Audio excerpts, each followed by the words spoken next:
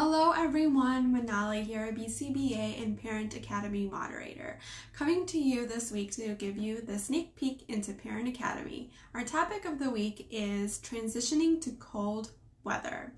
We talked about myself and Katerina, who is an Apple teacher at Behavioral Perspectives Oswego Clinic. We role-played, actually, not just talked about, we role-played different interventions I have used in the past with my kiddos to prepare them for the cold weather. We modeled how to encourage your child to keep on and independently wear winter gear. So we worked with the hat, and I'll show you a little bit of that in a few minutes. We also talked about alternative ways to stay warm than the typical ways you typically would. We also talked about how to teach the concept of cold and how to teach your child to communicate that they are feeling cold. So let's start with the desensitization. So if your child is having trouble wearing a hat, I put this hat on Katerina's head and she took it right off. She flung it right off. She did not like the feeling of the hat. She did not want to keep it on. So if your child is having trouble keeping a hat on, you can shape up the time they keep it on with something highly reinforcing, something they really want, a preferred item. So let me show you how this would look. You can offer them two things that they really like. Which one do you want? Video game or iPad? They pick video game. Okay, great. Let them have it for a few seconds. If they're able to give you something easily, comply to the direction of give me, you can say give me, or just take it.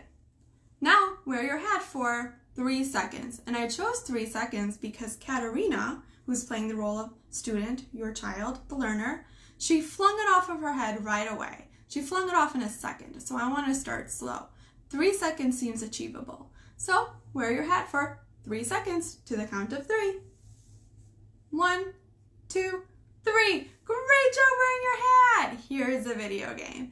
And if you want to run multiple trials, have a lot of practice opportunities, you can let them have the video game for about 30 seconds to a minute. If you know that's not going to cause problem behavior, take it back and then work on another 3 seconds. Or if they're doing really well, increase the time. Let's do 8 seconds. You can do 5, 8, 10, so on. You can even go further than that if your child is able to do so. So let's do 5 seconds.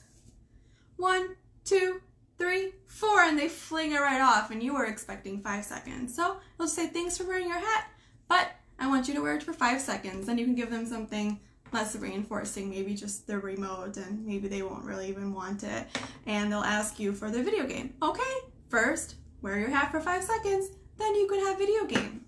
Let's try again. 1, 2, 3, 4, 5. Great job wearing your hat for 5 seconds. Since that was a little harder, maybe I give you the video game for a little bit longer. And also the iPad, you get both because you did so awesome, and then just increase the duration. We also role-played different alternatives you can use. We talked about different alternatives. One of those was a scarf that's a little bit easier to wear. I found this at Walmart. You just put it right on. You don't have to twist and turn anything. Your kiddo just has to learn to put it over their head. You can also break up the steps to wearing clothing that may be a little bit more difficult to put on, like a glove or a hat. When you're teaching them to wear this independently, you can start with just picking up, and then you can teach them to pick up and open, and then you can teach them to pick up, open, put your hand in, and then the 4th step could be pick up, open, put your hand in, and squeeze it all the way through, and then maybe shake your fingers so you know it's on. So just breaking up that more difficult step into smaller steps. Some of the alternatives I did want to share, one that I did not mention in my other video on the Parent Academy page was heat hand pads. Katerina had brought this up. So there's pads out there that warm up, and your kiddo can play with that heat pad if they're having trouble wearing gloves. I've worked with one of my kiddos on putting his hands in his pockets instead. He had trouble keeping it in there, so maybe keeping a toy in there that they can play with. If that's troublesome, just doing something to keep their hands active and warm, using a blanket, a heated pad, something else, just some alternatives to throw out there. We also role-play different ways to teach your child the concept of cold. So you can use visuals. We have a girl here who's cold, and then the opposite is hot. So who's feeling cold? She is, that's right. Or how is she feeling cold. Different ways to teach the concept of cold. You can also use cold water bottles. You can use a wet towel, etc., just to teach the concept of cold. You can also model behavior. Oh, I feel cold. Now let's lead into advocating, communicating when you're feeling cold. So if your child has goosebumps, or what I've done in the past, or a mom has introduced, this is her idea, she showed me this, having the fan on, and when her child is feeling cold, we teach her to communicate using a text prompt. I am cold. Sorry, that's backwards. I am cold. And she was able to read this text prompt and tell us. If your child can't read, that's okay. They're not vocal verbal. They can't communicate using a vocal voice, using their voice, spoken language, then they can use a visual. I love this one.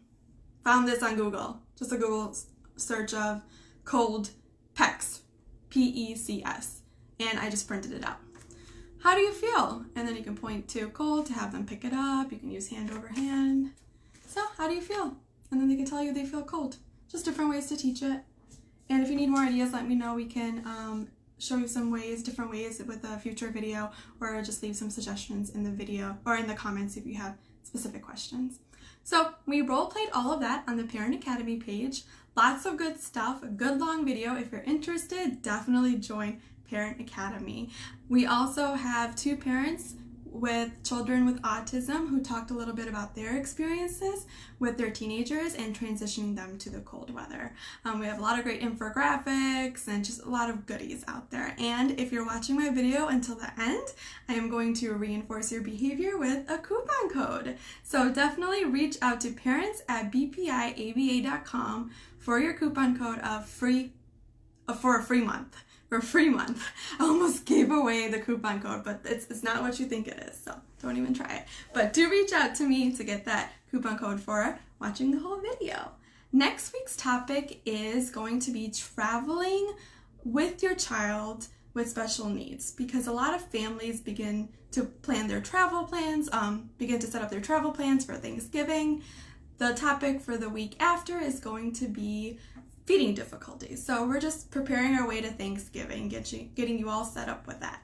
I hope this video was helpful. If you have any questions about Parent Academy, definitely let us know in the comments. I will leave a link on how to enroll. And again, if you're interested in that coupon code, reach out to parents@bpiaba.com. All right, everyone, see you next week for your sneak peek of the week into Parent Academy. Bye-bye.